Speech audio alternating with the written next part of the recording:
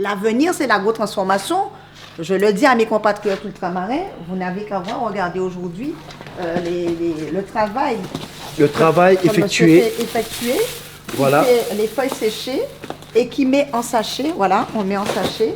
Et c'est ce qui fait aujourd'hui que ce n'est pas dans le produit brut que nous gagnons, mais c'est dans les sous-dérivés. Et c'est un travail énorme. Vous voyez un petit peu. Nous avons la tisane pour les diabètes.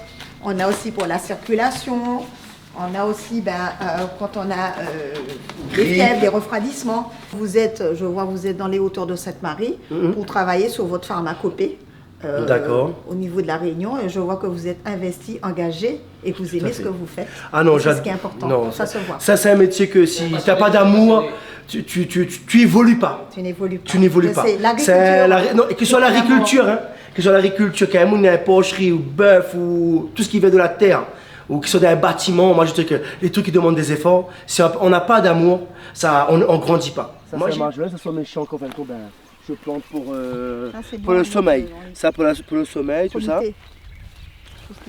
Et ça aussi je cultive. Ça c'est pour par exemple ta diarrhée. Je vous remercie déjà de m'avoir reçu dans ce super exploitation que vous avez, dont vous développez la pharmacopée réunionnaise. Pour moi c'était un plaisir. D'où mon engagement députée européenne des Outre-mer, mais aussi une femme engagée politiquement pour mes compatriotes ultramarins, et aussi une femme aussi, à part d'être une députée européenne, qui est une femme engagée, qui aime l'agriculture comme vous. Merci, c'est gentil ça. Et ça, c'est la valorisation de, surtout nous les îles. On a besoin d'avoir notre propre source et surtout on a une grande capacité de faire des choses innovantes et on a un goût unique, un goût typique. Tu vois, ce goût tropical-là, c'est que nulle part ailleurs qui pourra en posséder, l'en faire valoir et même faire déguster au monde.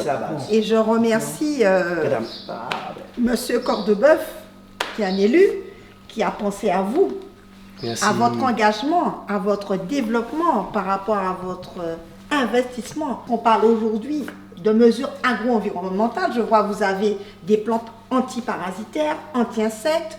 Vous avez des pratiques culturelles qui sont, pour moi, pratiquement 80% bio. C'est une agriculture qui est plus que l'agriculture conventionnelle. Mais mon projet, c'est de créer vraiment un nouveau atelier avec des appareils qui ont sur Beaumont, sur Beaumont. Sur Beaumont, voilà, pour que je puisse faire des appareils qui puissent faire du thé, de l'huile essentielle, voilà, la modernisation, la restructuration. Exactement. Vous voulez restructurer votre entreprise par rapport à ce que vous faites au niveau de l'agriculture, sur la pharmacopée, sur l'herboristerie. Exact. Et comme je vous dis, M. Tibios, nous sommes là pour vous accompagner, moi en tant que députée européenne des Ultramarins aussi, de vous accompagner dans des projets qui concernent ce projet dans le Fonds européen au niveau du FEADR, tout ce qui concerne l'agriculture.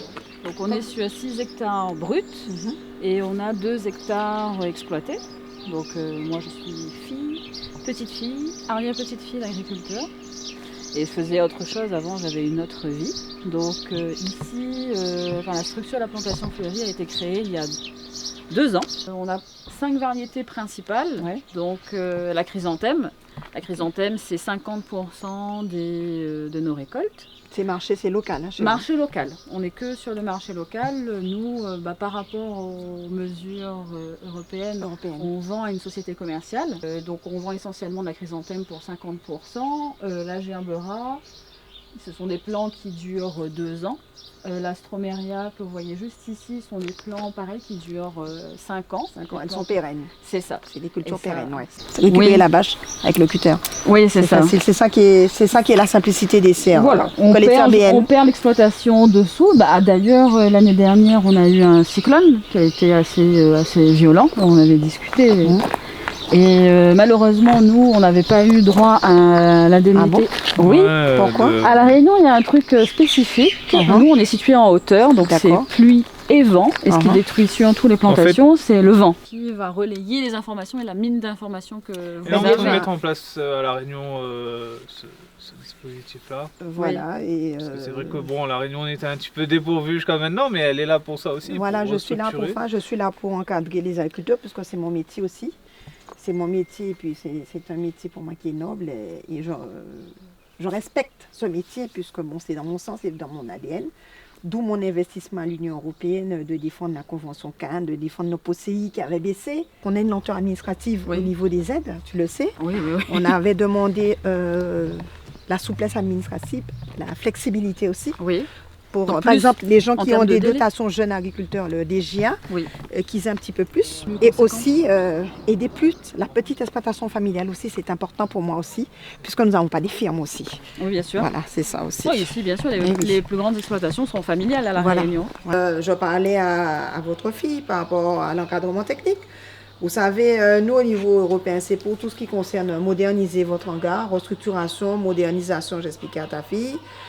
Tout ce qui concerne l'outillage, tout ce qui concerne aussi, je l'ai expliqué, si exemple tu as eu un cyclone, tu dois avoir des aides avant, si ça arrive, c'est une casse de force majeure, tu dois avoir des aides. Parce que c'est normal, c'est un intempérie.